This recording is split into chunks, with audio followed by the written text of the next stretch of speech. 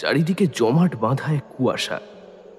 খুব কাছের লোককেও এহেন অবস্থায় দেখা মুশকিল।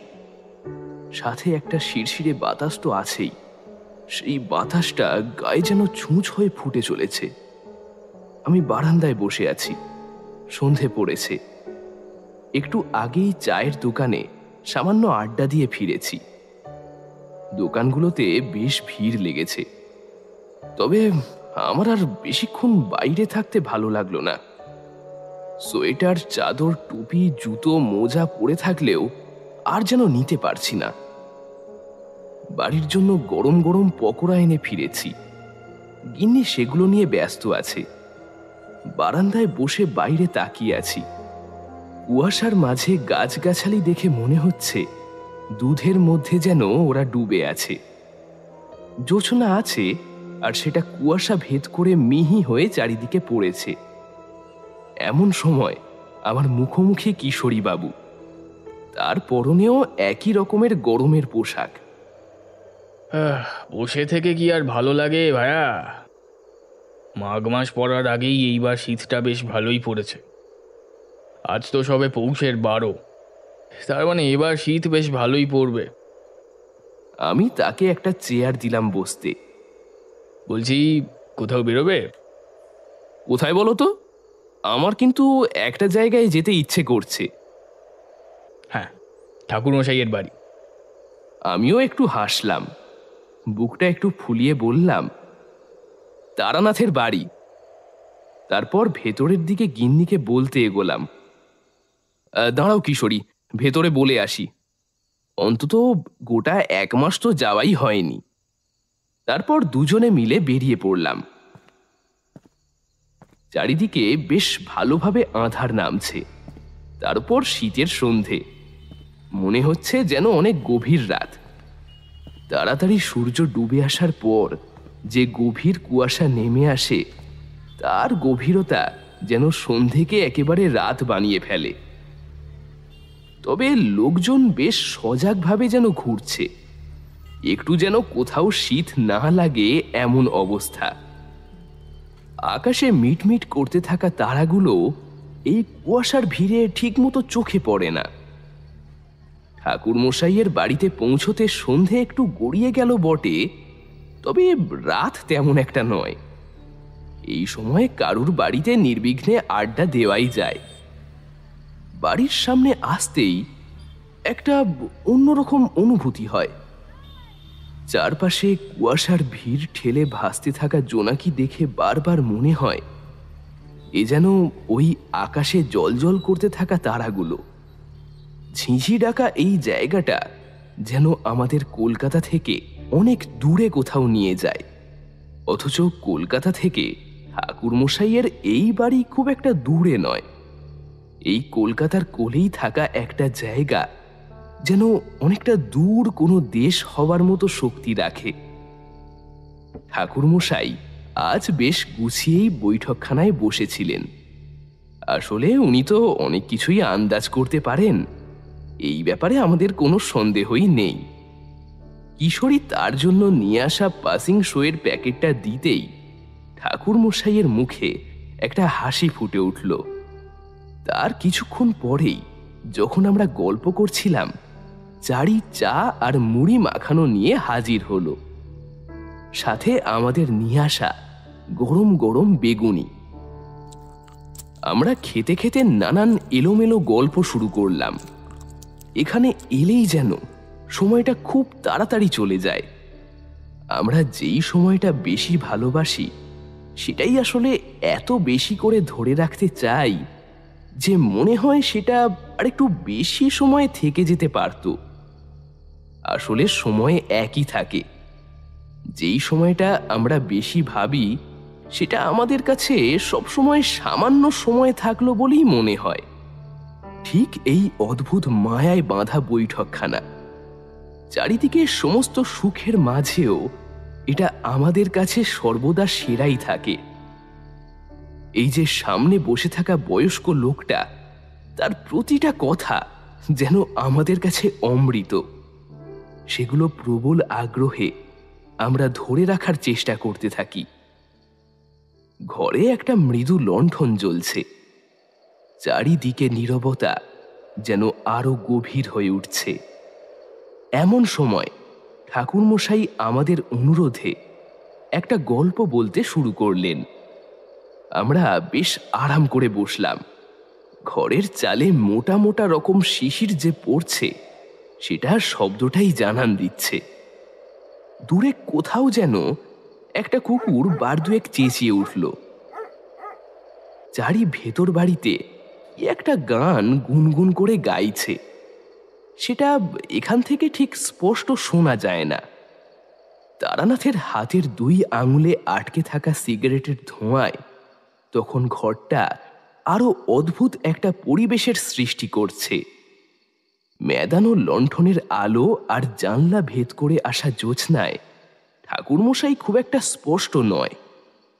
লণ্ঠনের আলোয় তার অর্ধেক মুখ আর অল্প উঁচুতে সিগারেট ধরে থাকা মুখটা স্পষ্ট, আর তার পিছনের জানলা দিয়ে আসা জ্যোৎস্নার জন্য তার শরীরের আকৃতিটাই কেবল স্পষ্ট।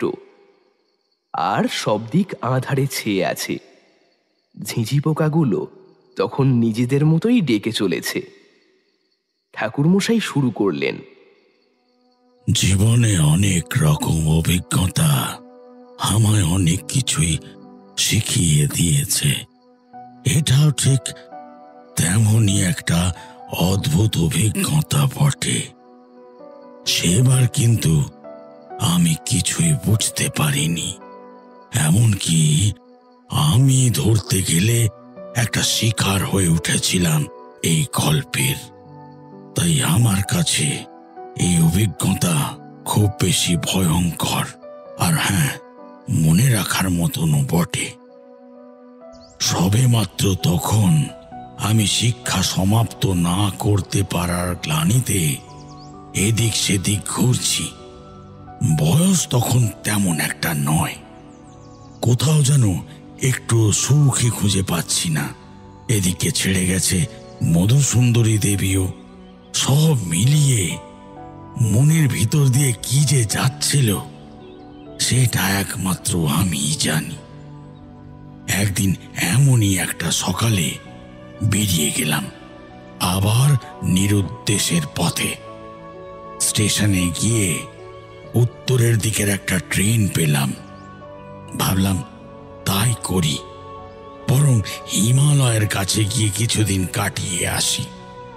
যদি তার নীরবতা আর আমার নীরবতা মিশিয়ে নেওয়ার পর একটু ভালো লাগে, এই আর কি।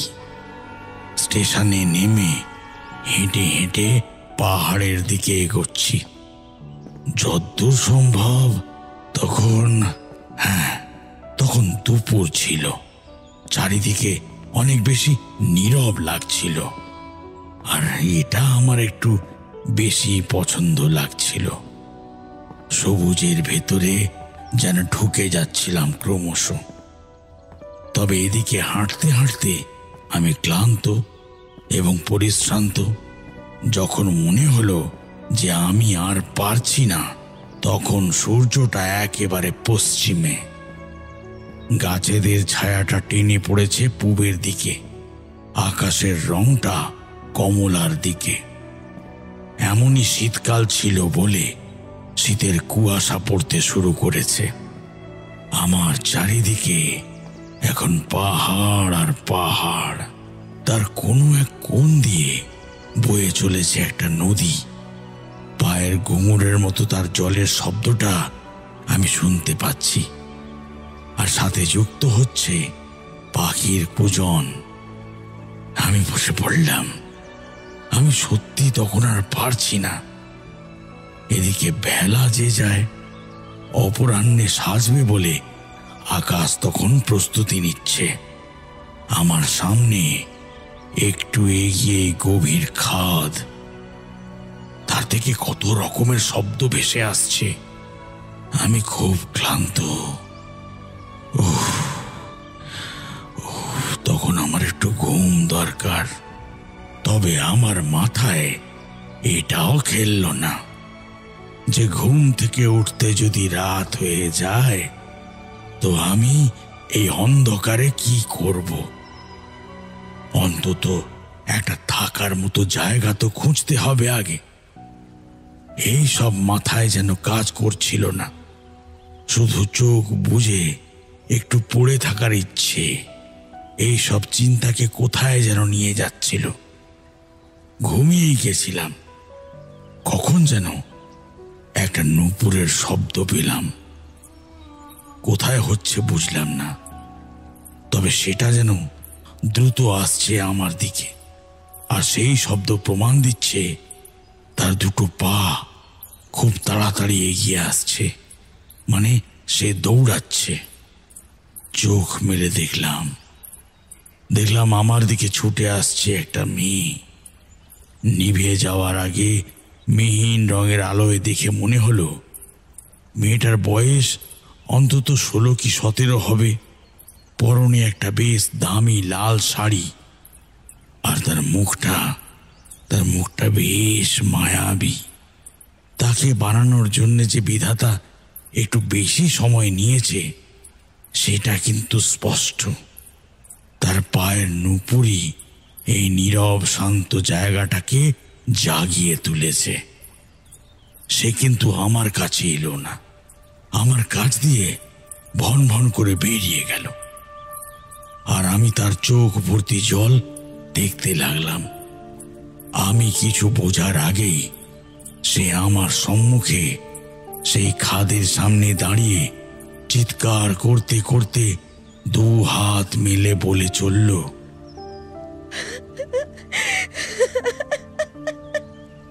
পাহাড়, পাহাড়, তোমার কাছে আমায় একটু জায়গা দাও। পাহাড়, একটু জায়গা দাও। তোমার কাছেই তো আমার বেড়ে ওঠা। আজ না হয় আর একটু আমাকে ঋণী করে দাও। আমি আর কিচ্ছু চাইবো না তোমার কাছে, কিচ্ছু না। কাছের কেউ বলেই তো এইটুকু আবদার করছি তোমার কাছে। আর তবু তবু তবু আমি ওই অভিশাপের সাথে আর যুক্ত হতে চাই না। পাহাড়, আমাকে তোমার কাছে নাও, নাও। আমি আর কিচ্ছু ভাবতে পারলাম না। ছুটে গেলাম মেয়েটার দিকে। মেয়েটা কি কোনো ভুল করছে? তাই হবে হয়তো, না হলে কেনই বা খাদের সামনে দাঁড়িয়ে এই সব কথা বলবে? চারিদিকটা আরো কেমন নিঝুম লাগতে লাগলো। খাদের থেকে একটা রি রি শব্দ কানে আসছে। আমি মেয়েটার কাছে গিয়ে দাঁড়ালাম। দেখলাম ও তখন পাহাড়কে উদ্দেশ্য করে কিছু বলতে ব্যস্ত। আমি আমি আর বাঁচতে চাই না পাহাড়, আর বাঁচতে চাই না। পৃথিবী, পৃথিবী, তুমি আমায় দোষী ভেবো না। পৃথিবী, এই মৃত্যু বেছে নেওয়া কখনো আমার ভবিষ্যৎ হতো না, কিন্তু কেমন করে যেন আমার জীবনের সাথে জুড়ে গেল এটা। আমার আমার কোনো দোষ নেই, কোনো দোষ নেই। আমাকে ক্ষমা করে দিও, তোমরা ক্ষমা করে দিও। বাড়ির লোকগুলো সব ভালো থাকুক, ভালো থাকুক, ওরা ভালো থাকুক। আমি না হয় তাদের মুক্তি দিলাম। আমি থেকে গেলে যে আরো চিন্তা বেড়ে যাবে তাদের। পাহাড়, আমাকে নাও, নাও আমাকে। আমি মেয়েটাকে টেনে নিয়ে এলাম পেছনে। কি করতে যাচ্ছ এইসব? মেয়েটা আমার দিকে ঘুরে তাকালো। বেশ জলে ভরে আছে ওর দুটো চোখ। সেই চোখেই আমার দিকে অবাক হয়ে তাকিয়ে রইল। একটু পিছিয়ে গিয়ে বলে উঠল, আপনি আপনি কে? এখানে এখানে কোথা থেকে এলেন আপনি? আমি আলতো হাসলাম আর বললাম, আমি কে সেটা জানার চাইতেও বড় প্রশ্ন হলো তুমি কে, আর কি করতে যাচ্ছিলে এখানে? তুমি জানো অপমৃত্যু হলে তার আত্মা কখনো মুক্তি পায় না। ভীষণ কষ্টের একটা জীবন তাকে অতিবাহিত করতে হয়। আর আমাদের এই মানব জীবন হলো অনেক জনমের পর পাওয়া একটা সুন্দর জনম। এটাকে তুমি হেলায় শেষ করবে? সে শান্ত হয়ে গেল।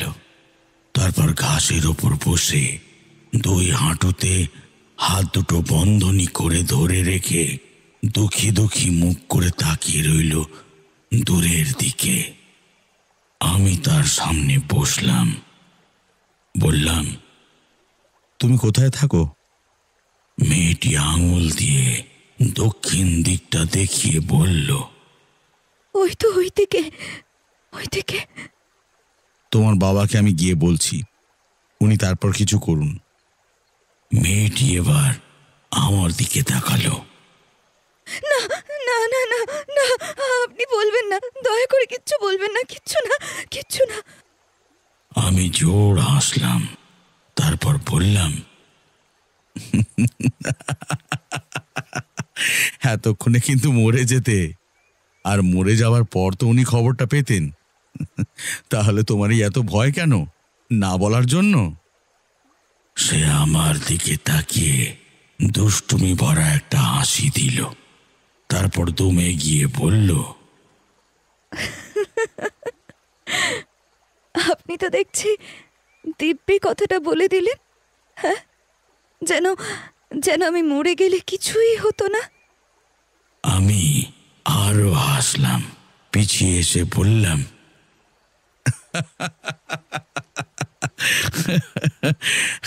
সে কিন্তু তুমি বাধ্যই করলে। আচ্ছা মা, তোমার এমন কি হয়েছে যে এমন একটা ভুল কাজ করতে যাচ্ছ? তুমি জানো তো, বলো, যে অপমৃত্যু কতটা খারাপ? মেয়েটা দূরের আকাশের দিকে তাকালো, তারপর বলল, আসলে আসলে আমার বাঁচতে ইচ্ছে করে না আর। সে কি? তুমি জানো, এই পৃথিবীর মাঝে অনেক বেঁচে থাকার কারণ আছে, আর আমরা মাত্র একটা কারণের জন্যই কেমন মরে যেতে চাই। পৃথিবীর আলো, হাওয়া, জলের মাঝে বেঁচে থাকার অপুরাণ প্রাণ শক্তি রয়েছে। মেয়েটি পাহাড়ের দিকে উদাসী চোখে তাকালো। বিকেলের শেষ একটু কমলা আলো ওর শাড়িতে লেগে রংটা আরো উজ্জ্বল করে তুলেছে। ওর মুখে ছড়িয়ে আছে সেই আভা, অথচ ওই সুন্দর মুখটা কেমন বিষণ্ণতার ইঙ্গিত দিচ্ছে। ঈশ্বরের এতটা সুন্দর করে তৈরি করা শরীরটা এক বুক অবহেলায় কেমন ফেলে দিচ্ছিল মেয়েটাকে ওই খাদের দিকে। আর ঠিক তার মুহূর্ত পরেই যত্নে রাখা শরীরটা ভাঙচুর হয়ে সর্বত্র ছড়িয়ে ছিটিয়ে যেত। রক্তাক্ত মাংসপিণ্ডের ওপর শিয়াল, কুকুর, শকুন ভাগ বসাতো। অথচ বেঁচে থাকতে মানুষ কতটা আগলে রাখে এই শরীরটাকে। মৃত্যুর পর শরীরের দুরবস্থা যেন খুব কাছ থেকে উপলব্ধি করতে পেলাম। এক গভীর ছায়া যেন নেমে এলো আমার উপর। আমরা হাঁটছি, মেয়েটা কিন্তু তখনও বিষণ্ণ, তবে ওর চোখে মুখে একটু যেন হাসির ঝিলিক এখন। ফুরফুরে পাহাড়ি দক্ষিণা বাতাস বুঝি অবুঝ বালিকার সারা মুখে খেলে গেল। বাতাসে লেপ্টে গেল ওর কিছুটা গায়ের সুগন্ধি। হাঁটতে হাঁটতে আরেকটু দূরে এলাম। এদিকে কোনো বাড়ি ঘরদোর কিছুই এখনো আমার চোখে পড়ল না, শুধু মাথার উপরে একটা চিল দেখলাম তখন বন বন করে ঘুরছে। কিঞ্চিত দূর থেকে একটা ঝর্ণার শব্দ আসছে, খুব মিহিন সুরে। মেয়েটাকে দেখে এটাই বুঝলাম যে বিষণ্ণ থাকলেও কিন্তু সেটা তার মধ্যে বেশিক্ষণ থাকে না। হ্যাঁ, হতে পারে যে মন খারাপ নিয়ে কোনো ভুলভাল কাজ করার পরে সে আফসোস করে, তবে আজকের এই কাজটা করে আফসোস করবার সময় বা সুযোগ কোনোটাই সে পেত না। এইসব ভাবার একটাই কারণ, এতটুকু সময়ে সে অজস্র বকবক করেছে, তাও এই পাহাড়টা নিয়ে। সেগুলো এমন, এই পাহাড়টা আমার খুব প্রিয়। আমি ছোটবেলা থেকে ওর সাথে একান্তভাবে মিশে গিয়ে তবে বড় হয়েছি।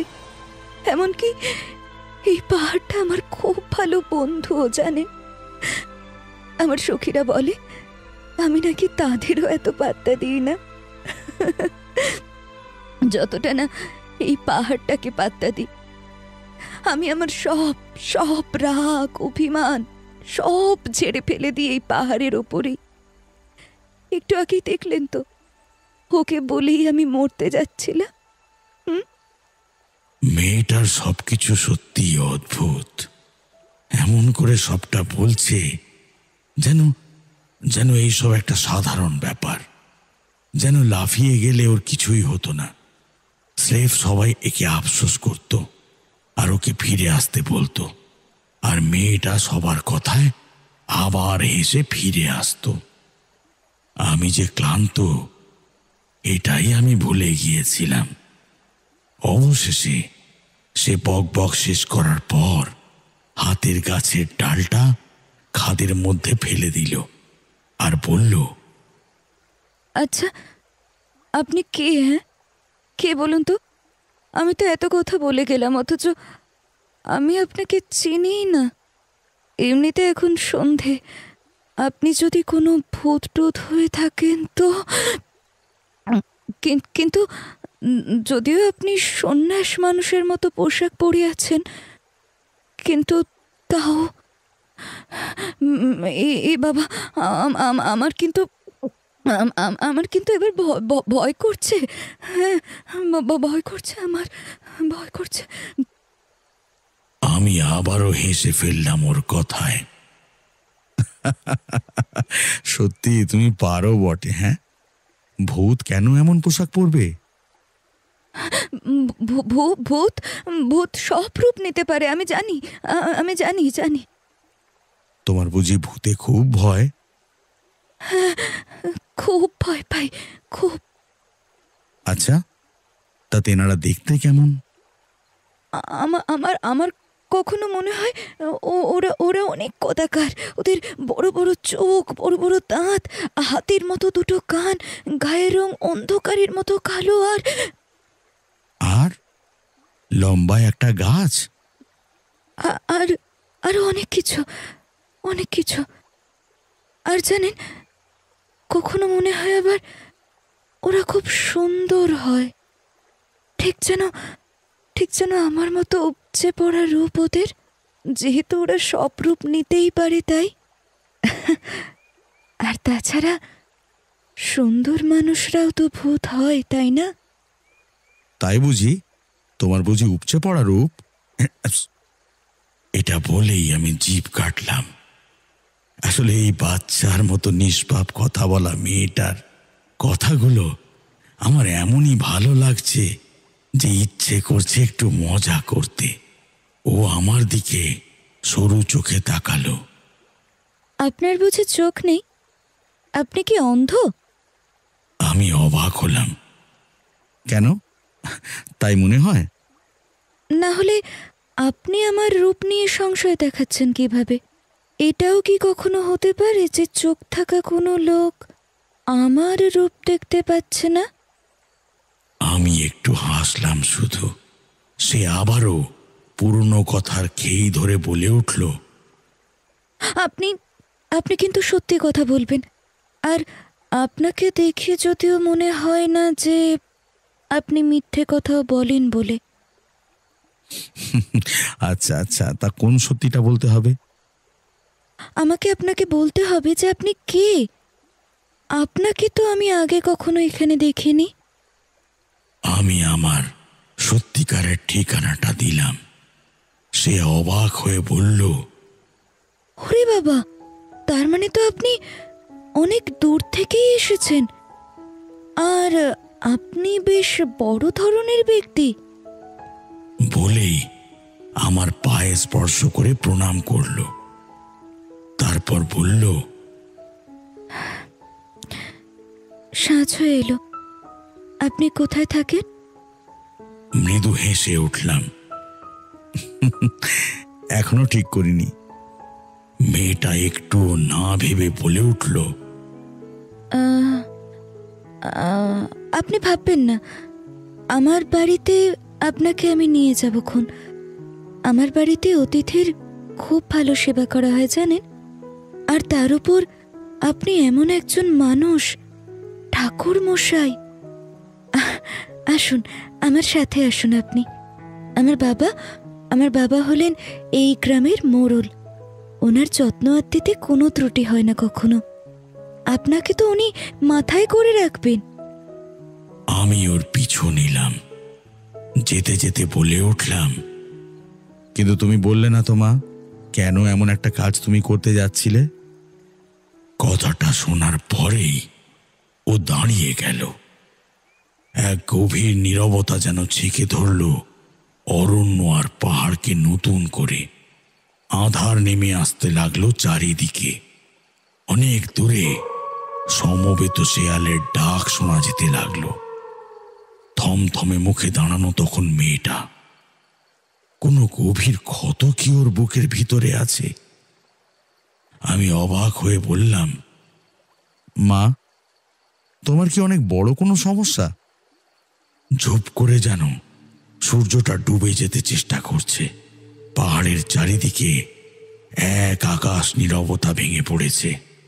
জঙ্গল থেকে নানা রকম পাখির মিছিল কুজন ভেসে আসছে। ঝিঁঝি ডাকছে তারস্বরে। আকাশের এক কোণে চাঁদ স্পষ্ট হতে থাকলো ক্রমশ। সূর্যের ডুবন্ত দৃশ্যটা ঢেকে যেতে লাগলো ক্রমশ। তবে আঁধার হতে থাকলেও মেয়েটা বেশ স্পষ্ট আমার সামনে।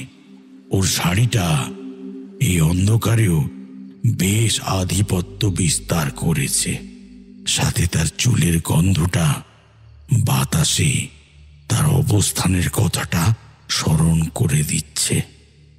এখানে দাঁড়িয়ে থাকা দুষ্কর এখন, তবু মেয়েটা পরম সাহসে দাঁড়িয়ে আছে। আসলে আসলে পাহাড়কে যে সে নিজের বলে ভাবে, আর তাই হয়তো এতটা নিশ্চিন্ত। একটু পর ও বলে উঠল, খুব জটিল ব্যাপার। কেমন জটিল?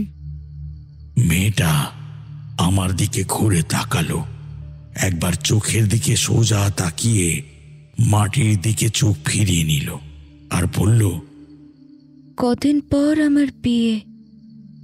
আমি উৎসাহিত হয়ে বললাম, বাবা বাবা, এটা তো একটা শুভ খবর।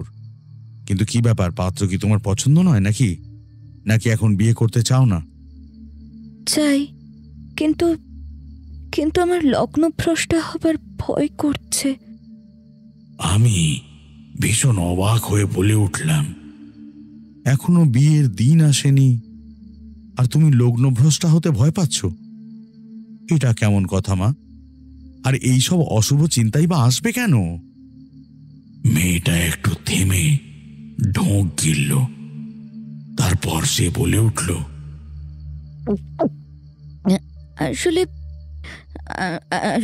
আসলে কয়েক বছর আগে আমার দিদির বিয়ের কথা উঠেছিল।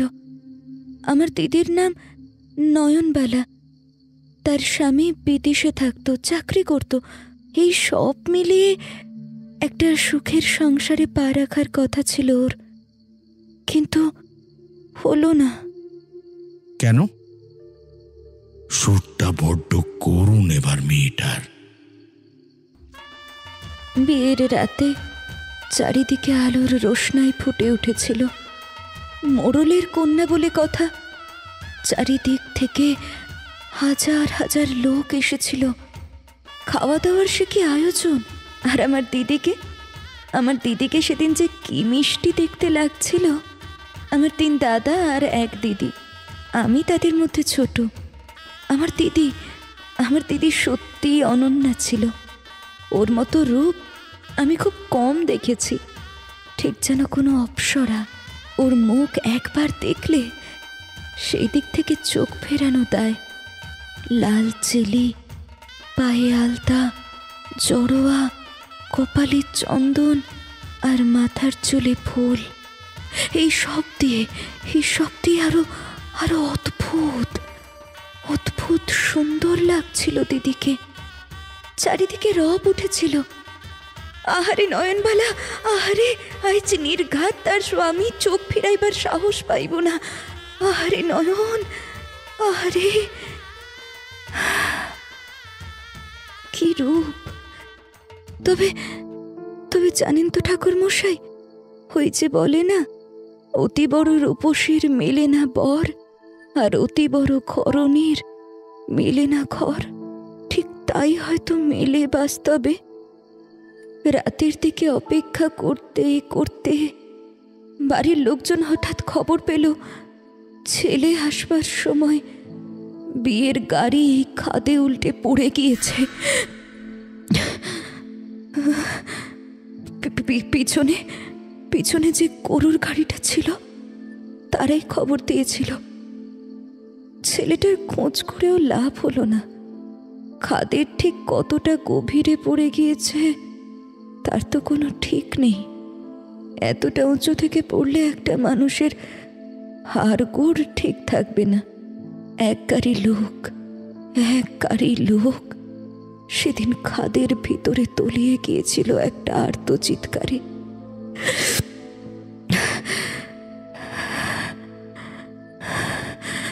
তবে সেটা কেউ শুনতে পায়নি, কেউ না, আর কেউ দেখতেও পায়নি।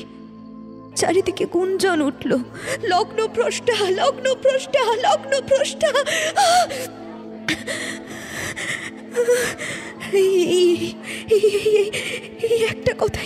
একটা কথাই করতে লাগলো ভিড়ের মধ্যে, একটা কথাই, নয়নবালা, নয়নবালা লগ্নভ্রষ্টা, নয়নবালা লগ্নভ্রষ্টা, নয়নবালা লগ্নভ্রষ্টা। আরে আরে এত রূপ, কিন্তু সুখ জানি কপালে সইল না।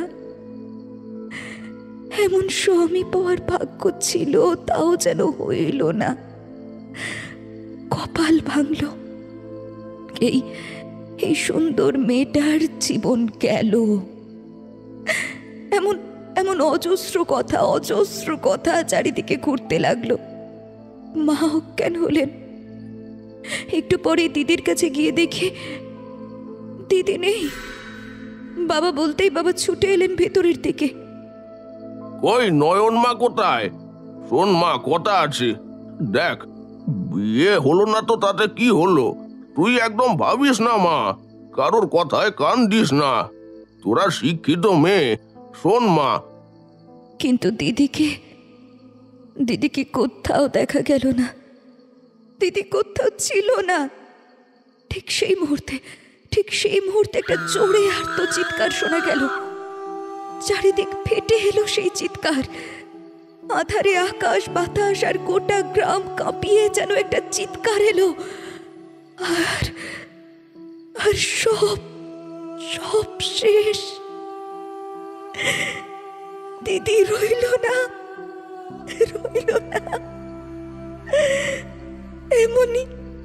এমনই কোনো একটা খাদে লাফিয়ে দিদি নিজেকে মুক্তি দিল।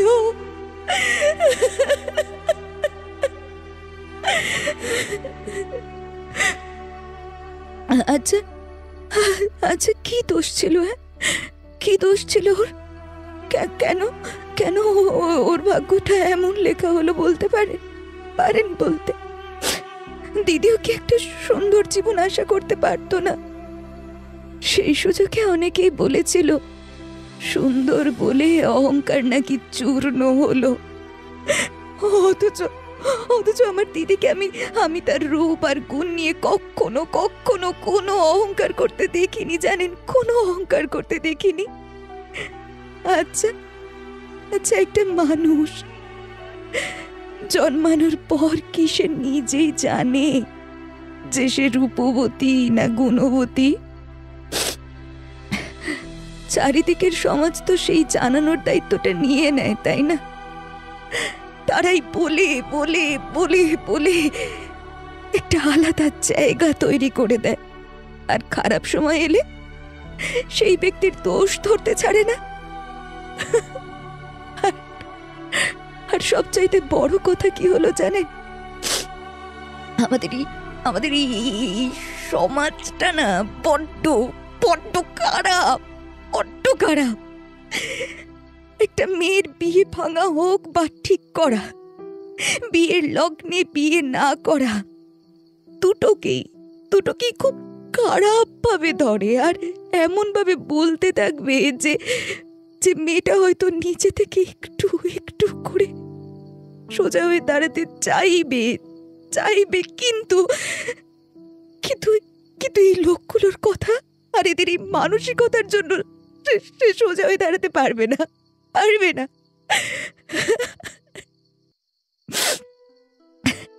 অদ্ভুত অদ্ভুত আমাদের এই সমাজ আর সমাজের লোকগুলো, তাই না? ভেঙে পড়া লোককে আরো ভেঙে চূর্ণ বিচূর্ণ করার মতো উদাহরণ দিতে থাকে তারা। আমার দিদিকে বাঁচতে দেওয়া হয়নি তাকে। এমন একটা মেয়েকে অবহেলে চলে যেতে হলো এই পৃথিবী থেকে, অথচ নিজের জীবনটাও নিজে তো লেখেনি। তাহলে কি বা দোষ ছিল ওর? সত্যিই কষ্টের ছিল।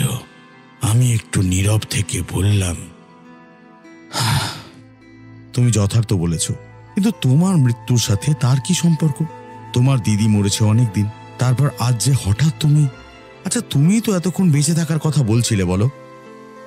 মেয়েটা মাথা নিচু করলো মনে হয়, তারপর বলল, আমার বিয়ে ঠিক হয়েছে।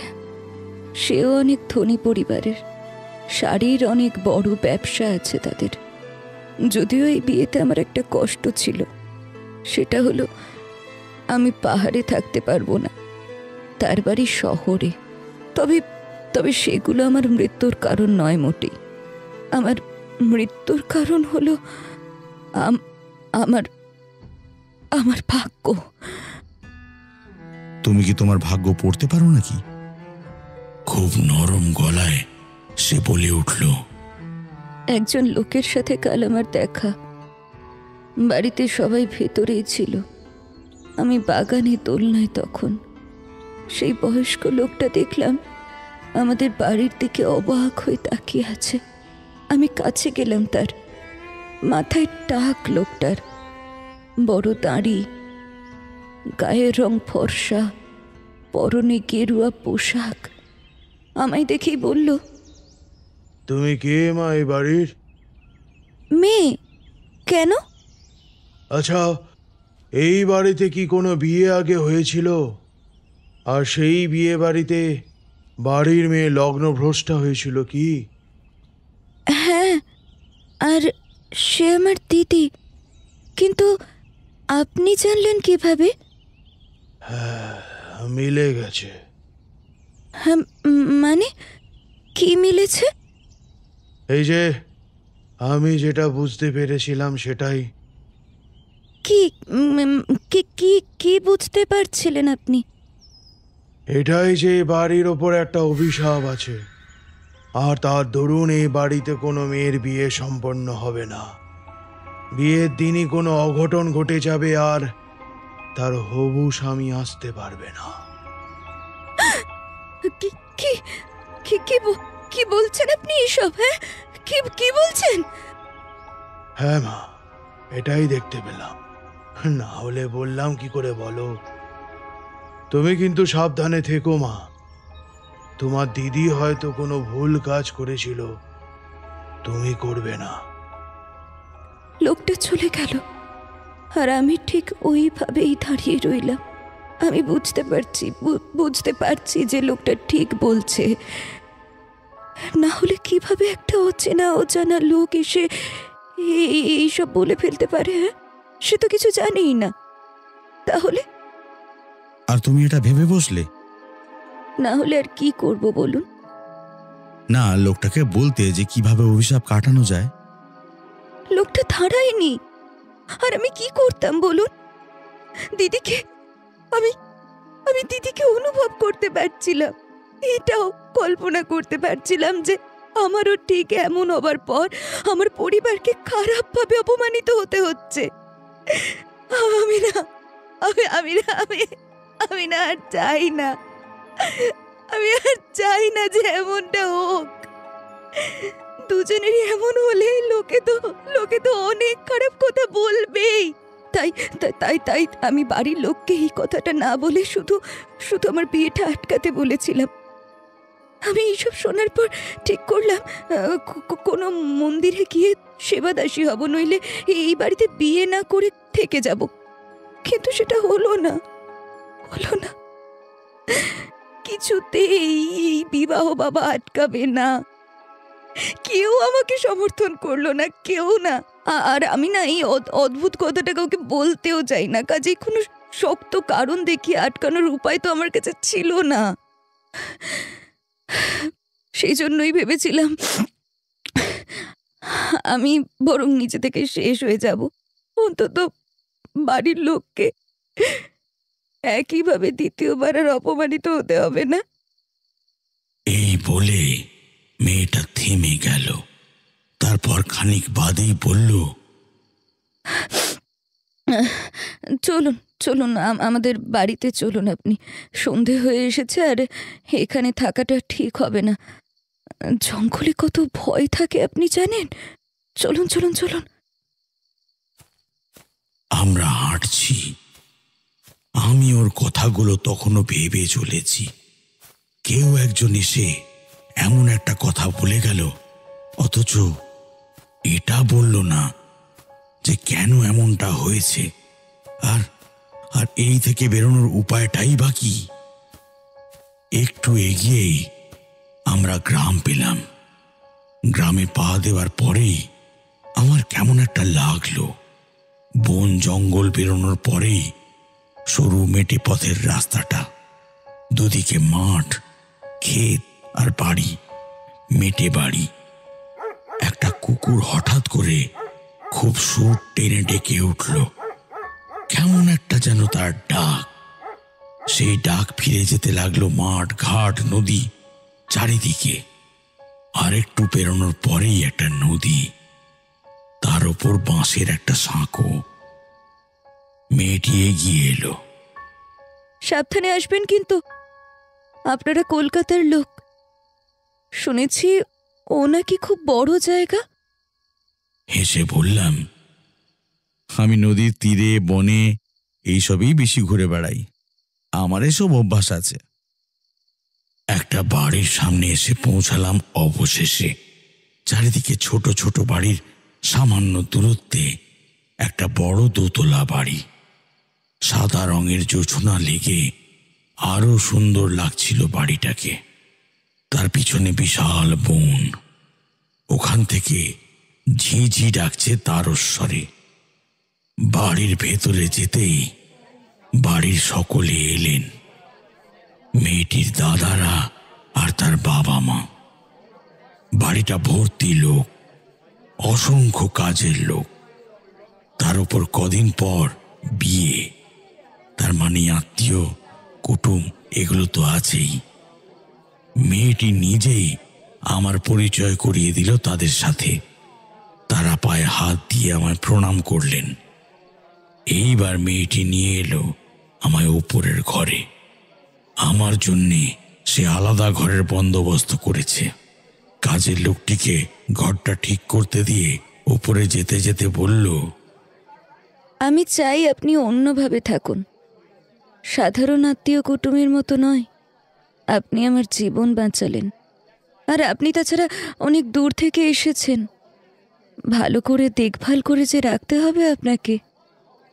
এমন করে বলছে যেন সে মরে যাচ্ছিল, প্রাণপণে বাঁচার চেষ্টা করছিল, আর আমি গিয়ে তাকে বাঁচিয়েছি। অথচ সে নিজেই মরার রাস্তা খুঁজেছে। অদ্ভুত একটা মেয়ে বটে। উপরের ঘরে এসে ঝুলি রেখে হাত মুখ ধুয়ে আসতেই সে গরম চা নিয়ে এলো। শীতে বেশ জমবে। কাজের মেয়েটা নিয়ে এলো কয়েক রকমের বিস্কুট, মুড়ি মাখানো, নিমকি আর খাস্তার কচুরি। মেঝেতে আসন দিল। আমি খেতে বসলাম। সারা গ্রামটা অদ্ভুত রকমের নীরব। শীতকাল হলেই বা এত তাড়াতাড়ি এমন নীরব। মেয়েটি তার পায়ের নুপুরের ঝনঝন শব্দ তুলে নেমে গেল নিচে। ও যাবার পরেও তার নুপুরের শব্দটা চারিদিকে যেন বেজেই চলেছে। চাটা খেয়ে বেশ ভালোই লাগলো, কিন্তু তারপর আর খেয়াল নেই। আসলে এতটা ক্লান্তি বলেই শরীরটা কেমন ভেঙে চুরে এলো। আমি বিছানার উপর গা এলিয়ে দিলাম কোনো মতে। খুব ঘুম পাচ্ছে। পথে গাছের তলায় ঘুমিয়ে গিয়েছিলাম। এবার যেন সেটা আর কিছুতেই আটকাতে পারলাম না। নরম বিছানা, শীত কাটানোর কম্বল, কাঁথা পেতেই যেন সেটাই দ্বিগুণ হয়ে ফিরেছে। হয়তো মেয়েটা আসবে আর এসে দেখবে যে আমি ঘুমিয়ে গেছি। ঘুমটা কখন ভাঙলো আমি ঠিক জানি না। আমার ঘরে যে লণ্ঠন জ্বলছিল সেটা দেখলাম খুব মৃদু। তখন ঘরটা আবছা লাগছে, সবকিছু কেমন কেমন অস্পষ্ট। আমি কতক্ষণ ঘুমিয়েছি কে জানে। মনে মনে ভাবলাম, আচ্ছা, এখন কি অনেক রাত? আমাকে কেউ ডাকেনি? চারিদিকে আরো বেশি রকমের নীরব এখন, যেন কোনো এক অন্ধকার রাজ্যে আমি একাকী। এই মহলে যেন আমি বাদে আর কেউ নেই। দরজা খুললাম। বারান্দায় কেউ নেই। একেবারে শীতল চারদিকে। কুয়াশার ভিড় ছড়িয়ে আছে চারিদিকে। কিছুটা দূরের জিনিসও চোখে পড়ছে না।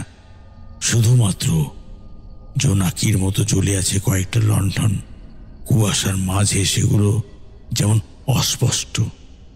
সেই হলদে আলোগুলো ঘিরে চারিদিকে একটা কুয়াশার গোল আবরণ সৃষ্টি হয়েছে।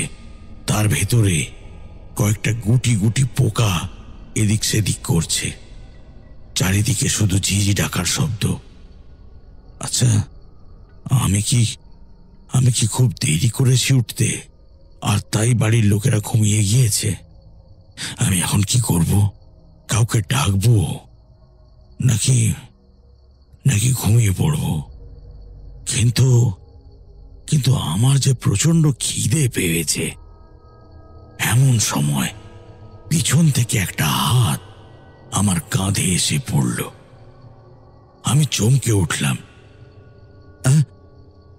মেয়েটি হেসে উঠল আধারেই। পিছনের দেওয়ালে থাকা ঝোলানো লণ্ঠন থেকে তখন মৃদু আলো আসছে। তার চুইয়ে আসা আলোয় মেয়েটার ছেড়ে দেওয়া চুলগুলো বেশ উজ্জ্বল লাগছে।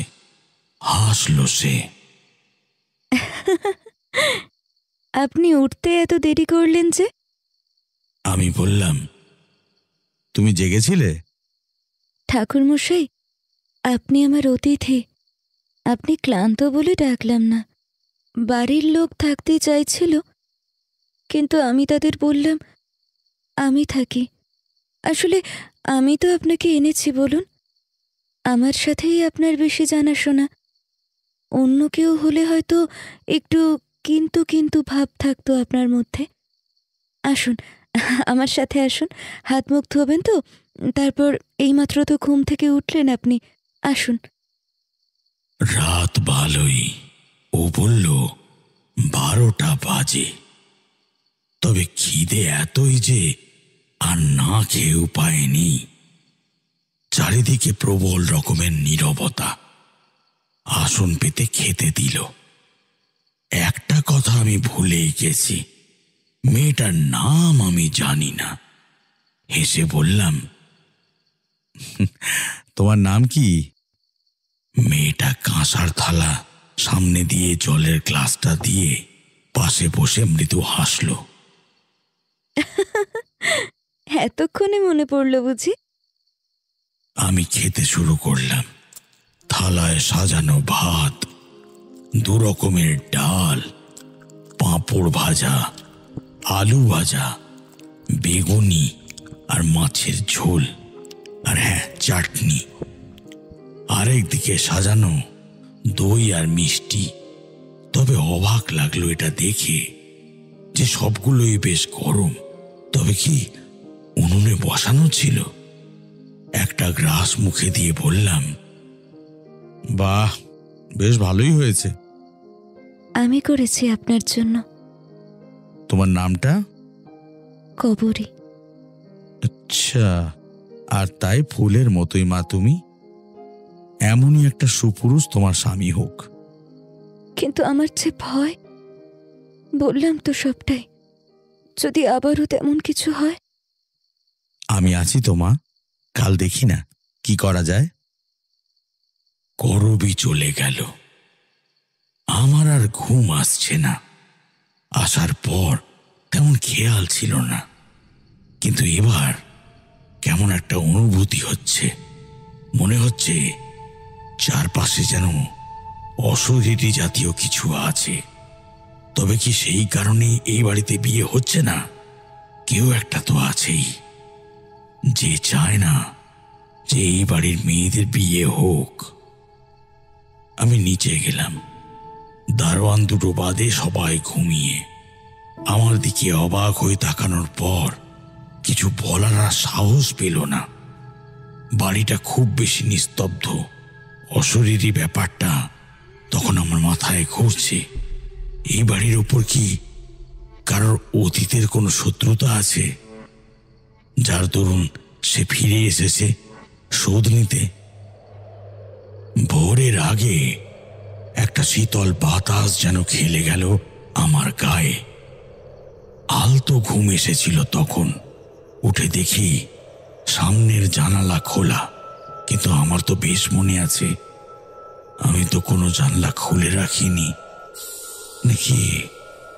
নাকি ঘুমের ঘরে খুলে রেখেছি বলে মনে নেই।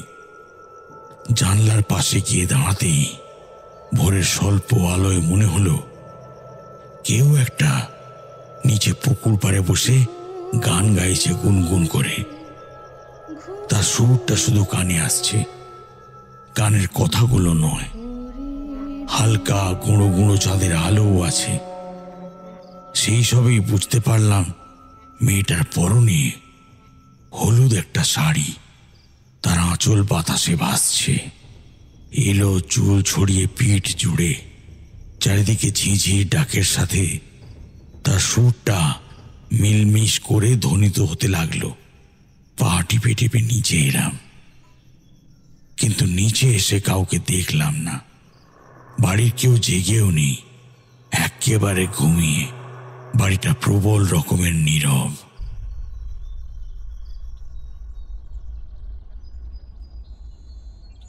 পরদিন সকালে বাড়ির কর্তামশাই হরিশবাবুর সাথে বসলাম। লোকটা বেশ রাশভারী। দুপুরে উনি নদীতে স্নান সেরে তুলসী মঞ্চে জল দেওয়ার পর বাগানে বসেছেন আমার সাথে। তার দিকে তাকিয়ে বললাম, আচ্ছা, কোনো কারোর কি গভীর শত্রুতা ছিল আপনার এই বাড়ির সাথে? উনি অবাক হয়ে রইলেন। বললেন, ওই না তো, এই বাড়ির তো কোনো দুর্নাম শুনতে পাবেন না। আজীবন লোকের সাহায্য পেয়ে এসেছে। দুর্গাপুজো যখন এই বাড়িতে হয়, গরিবদের তখন প্রতি বছর বস্ত্র দেওয়া হয়, পুজোয় ভোজন করানো হয়। এই বাড়িতে গ্রামের লোকেরা আসতে খুবই ভালোবাসে। আপনার বড় মেয়ের মারা যাওয়ার পিছনে কি আর কোনো কারণ আপনার মনে হয়? বা তার হবু বরের মৃত্যুর পিছনে এমন কোনো? উনি আটকে দিলেন। ঠাকুরমশাই, সবটাই যে বিধির লিখন, আমরা কেউ খণ্ডাতে পারবো না। আমার মেয়ের অনিষ্ট করার কথা কারুর মাথাতেই আসবে না, এটা হলপ করে বলতে পারি। আমার মনে হয় অন্য কোনো কারণ আছে। আমার মেয়ে কবরী আমায় তার ভয়ের কারণ আর সেই লোকটার কথাগুলো বলেছে। ওর মতো আমিও আপনাকে বিশ্বাস করছি। আপনি ঠিকই কিছু একটা উপায় বের করবেন জানি। পরের দিন ছেলেটা এলো। পাশের গ্রামের জমিদারের ছেলে প্রবণ। প্রবণ সত্যিই খুব ভালো ছেলে। আমার কথা শুনেই আমার কাছে এলো। দেখুন না ঠাকুরমশাই, ওর যত সব ভয়। হ্যাঁ, আপনি না এলে যে কি হতো, এই মেয়েটার মাথায় যে কখন যে কি যাবে কে জানে। প্রবণ, তুমি ভেবো না, আমি দেখছি। পরদিন রাতের দিকে শুয়ে আছি। সারাদিন অনেক কাজ গিয়েছিল। এই বাড়িটা সুরক্ষা বন্ধন করে দিয়েছি, যাতে কোনো খারাপ কিছু না ঘটতে পারে। করবীর হাত দেখলাম, কিন্তু এমন কিছু লেখা ছিল না ওর হাতে যে লগ্নভ্রষ্টা হবে। বাড়ির লোককে আশ্বাস দিলাম। শুনুন, দেখুন, তাও যদি কোনো সমস্যা হয় তো আমি আছি, চিন্তা করবেন না একদম। রাতের দিকে ঘুমটা আমার ভেঙে গেল। দরজায় যেন কেউ এক নাগাড়ে মনে হলো থাবড়ে যাচ্ছে। ঘুমটা ভাঙতেই খেয়াল হলো এটা করবীর গলার আওয়াজ। অস্পষ্ট থেকে ক্রমশ সুরটা স্পষ্ট হলো। ঠাকুরমশাই, ঠাকুরমশাই, ঠাকুরমশাই, একটু উঠুন, একটু উঠুন ঠাকুরমশাই, ঠাকুরমশাই। আমি তাড়াতাড়ি ঠিক হয়ে উঠে পড়লাম। দরজা খুলতেই ভেতরে ঢুকে এলো করবী। ওর চুল আর শাড়ি কেমন যেন এলোমেলো, সারা চোখে মুখে ভয়। ঠাকুরমশাই, ঠাকুরমশাই, ও ও এসেছে, ও ও এসেছে ঠাকুরমশাই। করবী, করবী, করবী, কে এসেছে? তুমি শান্ত হয়ে বলো করবী। করবী ভয়ে আঁতকে উঠে আবার বলল, আমার আমার ভয় করছে। ও ও ও ও এসেছে ঠাকুরমশাই, ও এসেছে। এবারে আমি অবাক হয়ে বললাম, কে এসেছে, কে? সে ভীত মুখে বলল, আমার আমার আমার দিদি, দিদি। আমি ওকে অনুসরণ করে এগিয়ে যেতে লাগলাম।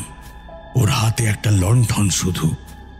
চারিদিকে আঁধার, কুয়াশার অভেদ্য পর্দা ছড়িয়ে চারিদিক গাঢ়ভাবে ঢেকে রেখেছে। সেই কুয়াশার ভিড়ে এই আলো নিজেকে কোনো মতে টিকিয়ে রাখতে পারছে। তাও কুয়াশা ভেদ করে তার খুব বেশি দূর ছড়ানোর ক্ষমতা নেই। কুয়াশা হালকা হয়ে যেতে লাগলো চারিদিকে। অসম্ভব রকমের ঝিঁঝি ডাকছে। পুকুরের পাড়ে এসে সে দাঁড়ালো। ওই ওই ওই ওই ওই তো ওই তো ওই তো। তাকিয়ে দেখি একটা থেঁতলে যাওয়া শরীর। সারা শরীরের অঙ্গ প্রত্যঙ্গ বিভিন্ন জায়গায় ছড়িয়ে আছে। লণ্ঠনের ক্ষীণ আলোয় দেখা গেল পাশেই গড়াগড়ি খাচ্ছে মাথাটা আলাদা হলেও তার চোখগুলো যেন খুব জীবন্ত। সেই দুটো চোখ যেন আমার দিকেই তাকিয়ে আছে নিবিড় ভাবে। উফ উফ, আর তাকিয়ে থাকা যাচ্ছে না। প্রাণপণে চোখ বুঝে একটা মন্ত্র উচ্চারণ করতে লাগলাম। একবার বলেছে কিনা তার আগেই থামিয়ে দিল করবী। নেই নেই নেই নেই নেই নেই। সত্যি সত্যি সামনে আর কিছু নেই। আমার মাথায় কিছুই ঢুকছিল না। এটা তার কোন রূপ? পাহাড়ের খাদ দিয়ে পড়ে যাওয়ার পর কি এমন হয়েছিল সেটাই কি বারবার মনে করিয়ে দিতে আসছে? করবী বেশ ভয়ে আছে। আমি ওকে ওপরে নিয়ে এলাম। বললাম, করবী, করবী, তুমি ঘুমাও, ভোরে তোমার দধি মঙ্গল আছে।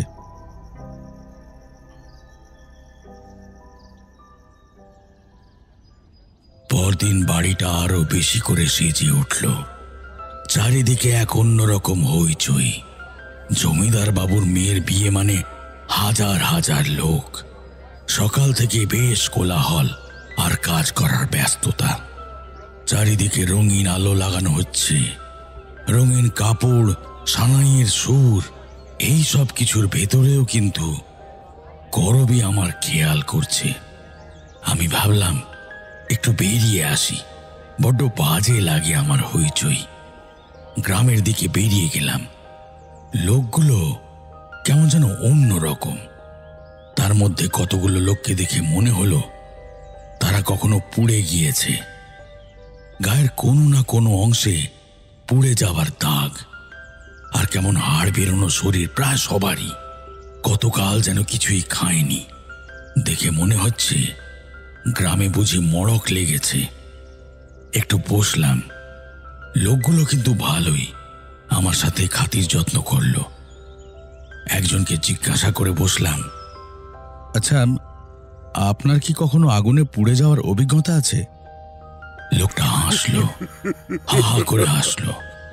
হাসিটা পাহাড়ের চারিদিকে ছড়িয়ে যেতে লাগলো, কিন্তু কিচ্ছু বলল না। আমি বললাম, আসার দিন যে গ্রামটা দেখে এলাম ওটার নাম কি? ভাবছি যাই একটু। একবার ভাবলাম একটু গিয়েই দেখি, কিন্তু তারপরে ভাবলাম না, আজ একটা বিয়ের অনুষ্ঠান, বরং ওখানেই থাকি। বাড়িতে যদি কোনো অমঙ্গল কিছু ঘটে থাকে, আমি তো কথা দিয়েছি যে আমি থাকতে কিছু হতে দেব না। ফেরার পথে আরেকটা লোককে দেখলাম। তার সারা মুখ কেমন আগুনে ঝলসে যাওয়ার মতো দাগ।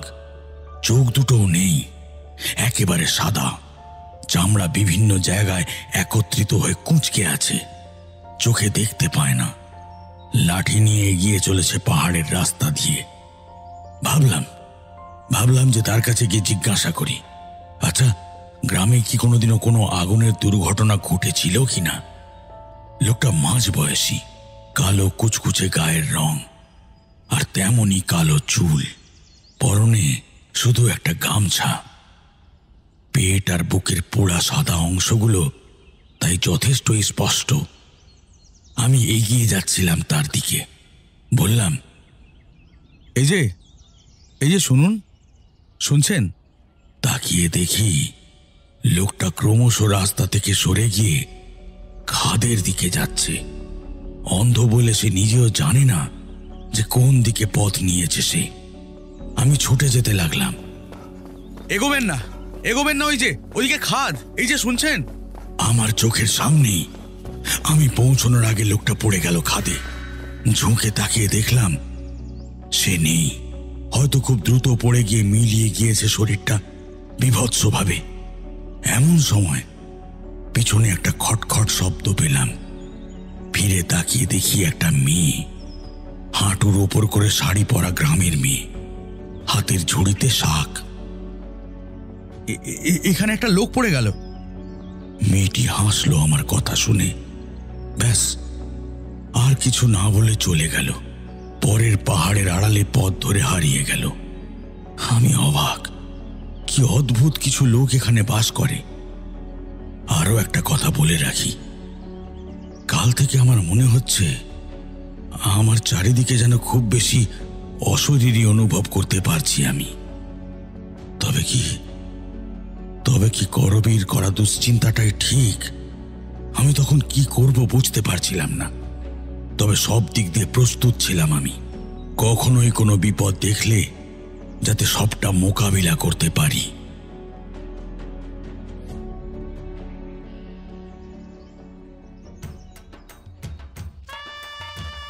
বিয়ের সাজে অপরূপা লাগছিল করবীকে। লাল চেলি, কপালে চন্দন, গয়না, বিয়ের মুকুট, মালা, সত্যি সব মিলিয়ে আজ যেন সে লক্ষ্মী প্রতিমা। ওকে ঘিরে কয়েকজন মেয়ে গানের আসর বসিয়েছে। সারা বাড়ি জুড়ে হই হুল্লোড়। খাওয়ার সে কি আয়োজন! চারিদিকে আলোর রোশনাই, সানাই বাজছে। পুরুত মশাই বসেছেন ছাদনা তলায়। আমি তার দিকে এগিয়ে গেলাম। পাশে বসে করবীর বাবা। অমনি পুরুত মশাইয়ের দিকে তাকিয়ে আমি চমকে উঠলাম। আরে, এটা তো সেই লোকটা। হ্যাঁ, তখন খাদে পড়ে গিয়েছিল। আর ঠিক সেই মুহূর্তেই আমার সামনে এসে দাঁড়ালো করবী। আমি লোকটার দিকে তাকিয়ে আছি। লোকটা এমন সময় আমার দিকে তাকালো। খুব অদ্ভুত তার চোখের দৃষ্টি। কিন্তু আমি কিছু বলার আগেই করবী আমার হাতটা টেনে নিয়ে যেতে লাগলো। বলল, আসুন, কথা আছে। ঠাকুরমশাই, আসুন। আমার ঘরে আমায় নিয়ে এলো। আমি বলে উঠলাম, করবি, তোমাদের তোমাদের বাড়ি আর গ্রামটা আমার কেমন অদ্ভুত লাগছে।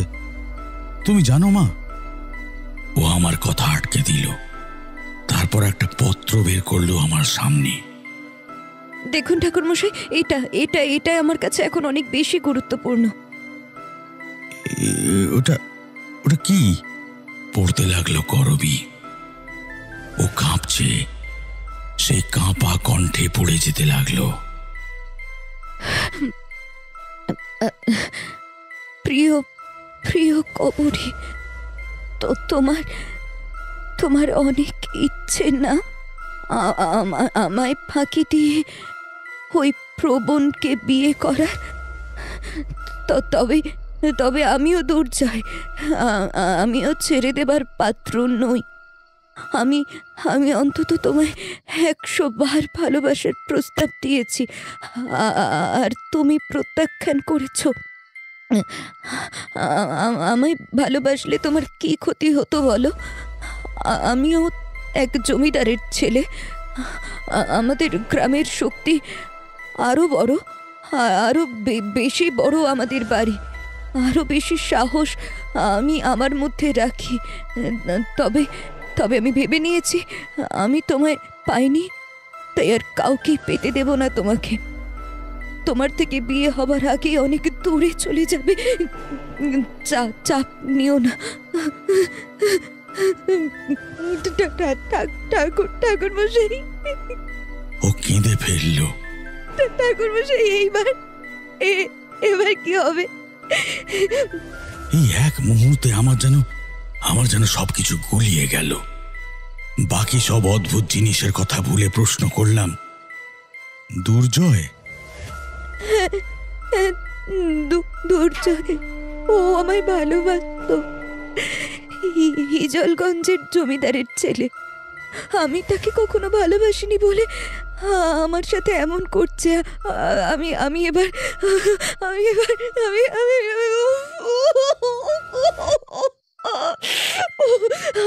সেদিন মরে গেলেই ভালো হতো, মরে গেলেই ভালো হতো সেদিন। আমি কি করবো এবার? ও যদি সত্যি কিছু করে ফেলে, যদি সত্যি কিছু করে ফেলে। তুমি থামো করবি, বাড়িতে বলতে হবে ব্যাপারটা। এখান থেকে লোক যেতে হবে, সমস্ত গাড়ি বের করো, যতগুলো গরুর গাড়ি আছে সব। আমরা সবাই মিলে সুরক্ষিত প্রবণকে নিয়ে আসব, আর তারপর ওই দুর্জয়ের ব্যবস্থা করা যাবে। কেঁদে উঠল করবি আরো জোরে।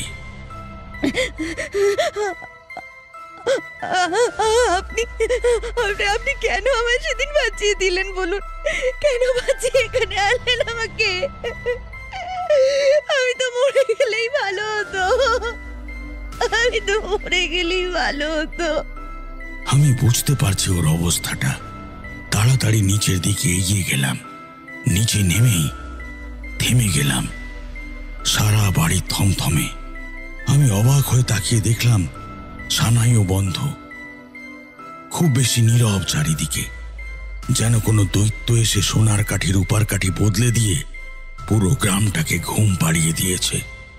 শুধু ঝিঝি ডাকছে, আর মাঝে মধ্যে সমবেত কুকুরের দল ডেকে উঠছে করুণ সুরে। লোকগুলো সবাই কেমন মূর্তির মতো তাকিয়ে আছে শূন্যে।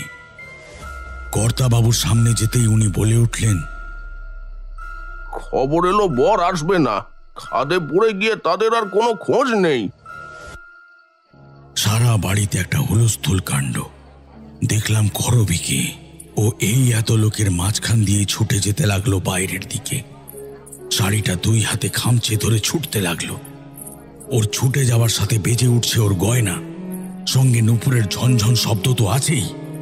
কোথায় গেল বাড়ির লোকগুলো বা এখানে উপস্থিত এতগুলো লোকের কারোর কিছু এসে গেল না কেন? যদি ভুল কিছু করে বসে মেয়েটা। সবাইকে ডাকলাম, আরে আরে দেখুন দেখুন কোথায় গেল, দেখুন ওই তো চলে গেল করবি। কিন্তু কেউ কোনো উত্তর করল না, কেউ উঠল না অবধি। যেমন ছিল তেমনই আছে। আমি আর দেরি না করে ছুটে যেতে লাগলাম। তখন করবীর ছুটে যাওয়ার শব্দ পাহাড়ের জঙ্গল বেয়ে হয়ে চলেছে। চাঁদের ঝিমনো আলোয় আমি পাহাড়ি পথ ধরে ছুটে যেতে লাগলাম। সেই গয়নার শব্দ থেমে গেল আগের দিনের সেই জায়গায়, ঠিক যেখানে ওর সাথে আমার দেখা হয়েছিল। তবে আজ শুধু ওর গায়ে বিয়ের সাজ। চাঁদের আলোয় জ্বলছে ওর গায়ের জড়োয়া, জায়গাটা ওর গায়ের সুরভিতে মুগ্ধ। চারিদিকে দৈত্যের মতো পাহাড় আর জঙ্গল। চাঁদের সামান্য আলোয় দেখলাম ঠিক আগের দিনের মতো করেই 2 হাত শূন্য করে দাঁড়িয়ে আছে করবী।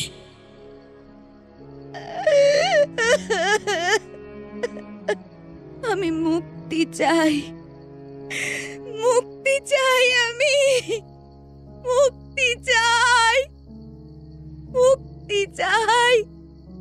খাদের একেবারে সামনে দাঁড়িয়েও একটু কাত হলেই আধার খাদের বন জঙ্গলের মাঝে ছিন্ন ভিন্ন হয়ে পড়ে যাবে ওর শরীর।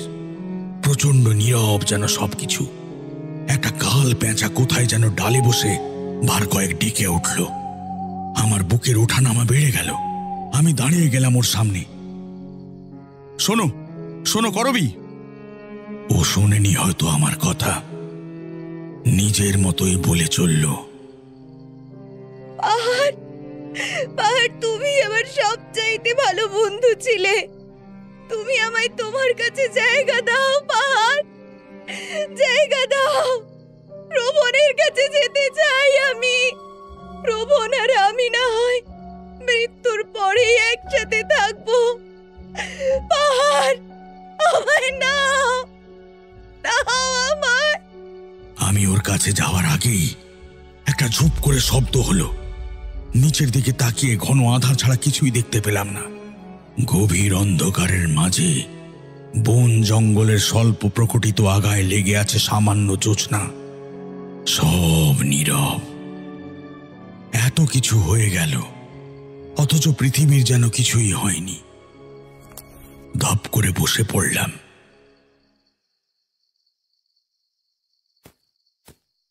বাড়িটার কাছে এসেই দেখি এক লেলিহান শিখা ছড়িয়ে গিয়েছে বাড়িটায়। অন্ধকার কোথাও নেই।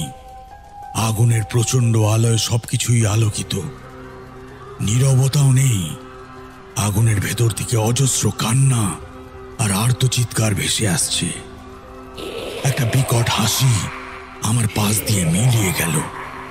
কেউ যেন ছুটে পালাচ্ছে। আমি এই বাড়িটাকে শেষ না করা অব্দি শান্তি পেতাম না। এবার আমার শান্তি হয়েছে। চল তোরা, সব লোক একেবারে মরে যা। বড্ড অহংকার গ্রামটার ওই মেয়েটাকে নিয়ে।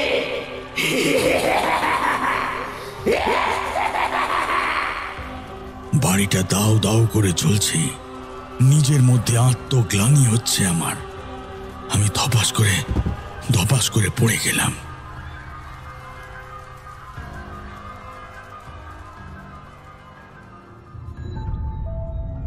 মাথাটা বড্ড ভারী লাগছে। চোখ মেলে দেখি একটা বড় ঘরে আমি শায়িত। ফিটফাট একটা ঘর, দামি আসবাবপত্র চারিদিকে।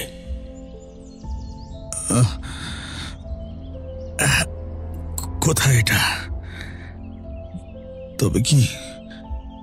তবে কি সবটাই স্বপ্ন ছিল? আমি কি শুয়ে আছি করবীদের বাড়িতেই?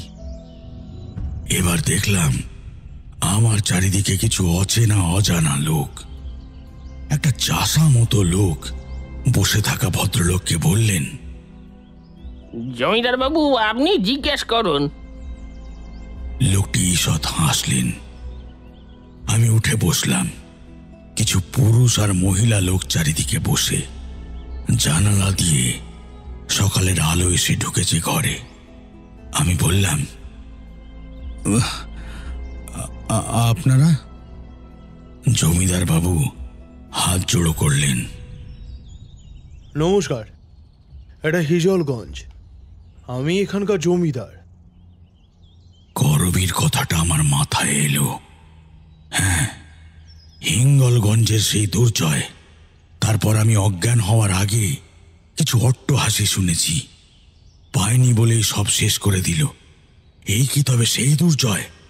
বয়সটা কি একটু বেশি?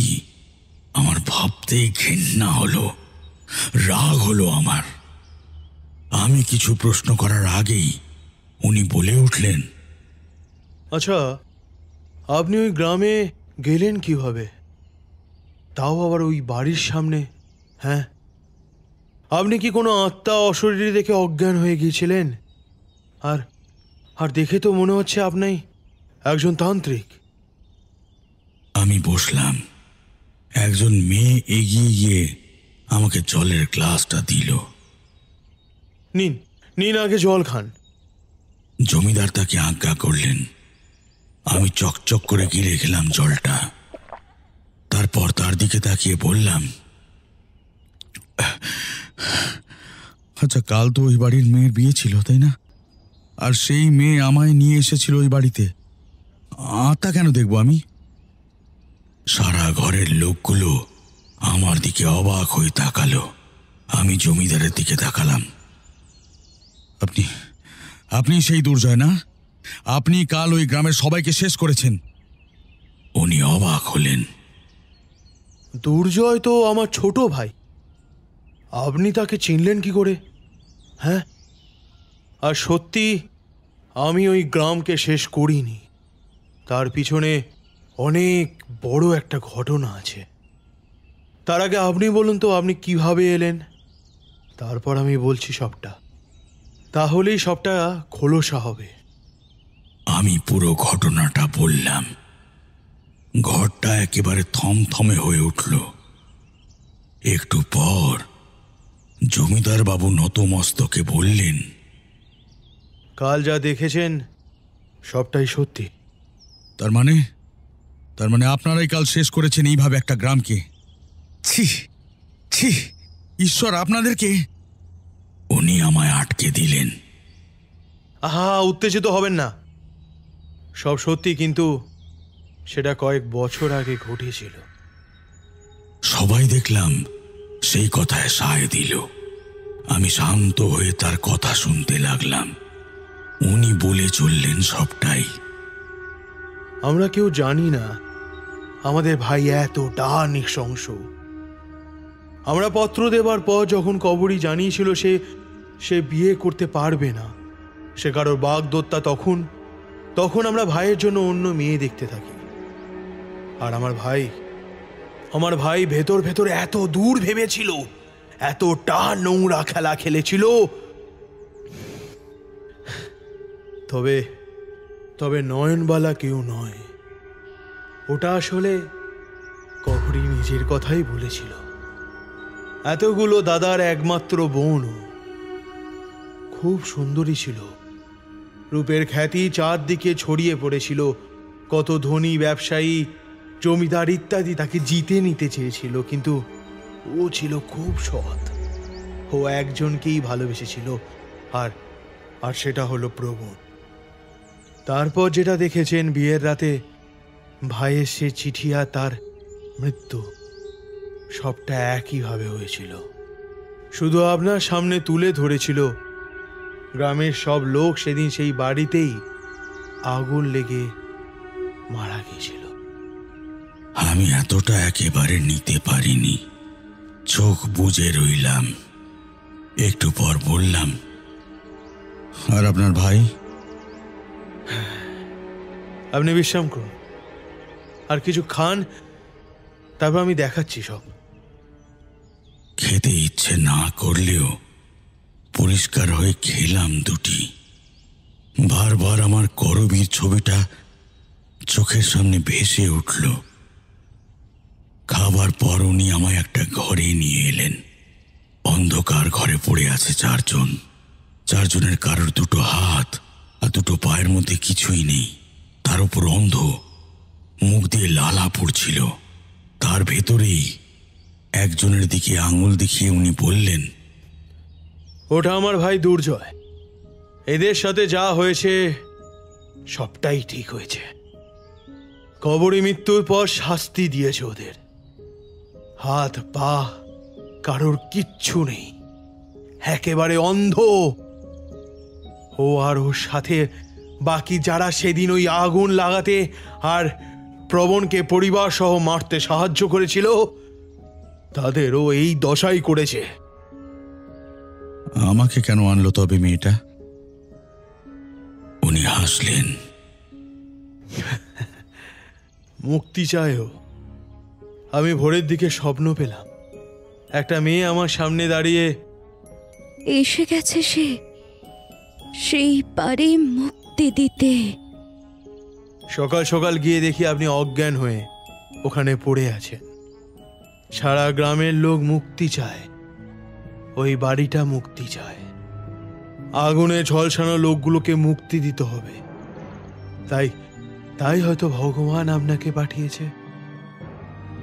আমি শান্ত হয়ে গেলাম। পরে আবারও সেই গ্রামে এসে দেখি গ্রামে কিছুই নেই। বহুদিনের পুরনো বাড়িগুলো কোনো ক্রমে ঝড় জল মেখে জীর্ণ হয়ে দাঁড়িয়ে আছে। কোনো পায়ের ছাপ নেই কোথাও। ঘাসে ঢেকে গেছে উঠোনগুলো। বন জঙ্গল বেড়ে উঠেছে পাহাড়ের কোলে থাকা গ্রামটায়। সেই জমিদার বাড়িটা জীর্ণ, একেবারে কালো হয়ে আছে। আর তার উপর উঠে গেছে অজস্র আগাছা আর জঙ্গল। মুক্তি মুক্তি দিতে হবে এবার।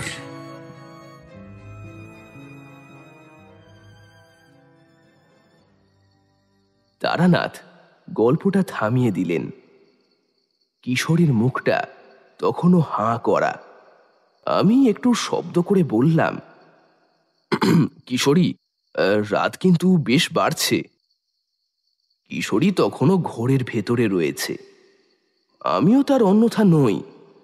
ঠাকুরমশাইও কেমন চুপচাপ। একটা চাপা কষ্ট কোথায় যেন সকলেরই বুকে চেপে রইল।